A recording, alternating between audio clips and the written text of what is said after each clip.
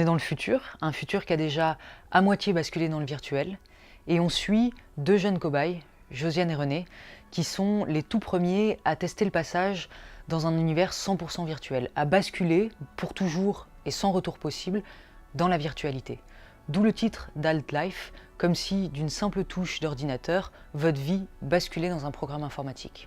Et à partir de là, qu'est-ce qu'on fait? Dans un monde où absolument tout est possible, simplement parce que vous y avez pensé et à l'instant même où vous l'avez imaginé. Ce dont ils vont se rendre compte dans un premier temps, c'est qu'il faut se déshabituer de tout ce à quoi notre corps de mortel nous astreint. C'est-à-dire ne plus aller aux toilettes, ne plus boire, ne plus manger, avoir un corps 100% nickel en permanence, qui n'exhale plus rien.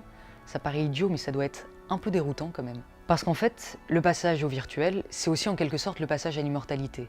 Et l'immortalité, c'est grisant, mais comment ça se gère? Ça signifie qu'il n'y a plus de temps, donc ça exacerbe l'ennui. Il n'y a plus de danger, il n'y a plus de risque, donc ça diminue les sensations. En fait, plus rien n'a de valeur, ou en tout cas plus rien n'a la valeur qu'on connaît aux choses aujourd'hui. Il faut tout réinventer. Ce dont ils vont se rendre compte aussi, c'est que le virtuel, ça signifie un rapport totalement différent à la sexualité. Parce que le virtuel en soi, c'est un peu le fantasme ultime.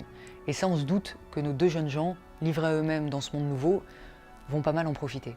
Alt-Life, c'est tout ça, c'est toutes ces questions auxquelles Josiane et René vont être confrontés en tant que pionniers d'un monde nouveau, au doute, à l'ennui, à l'exaltation, aux interrogations, pour savoir en fin de compte si l'humanité est apte à franchir le pas du virtuel, si notre cerveau serait capable de s'adapter à un tel bouleversement sans péter un câble.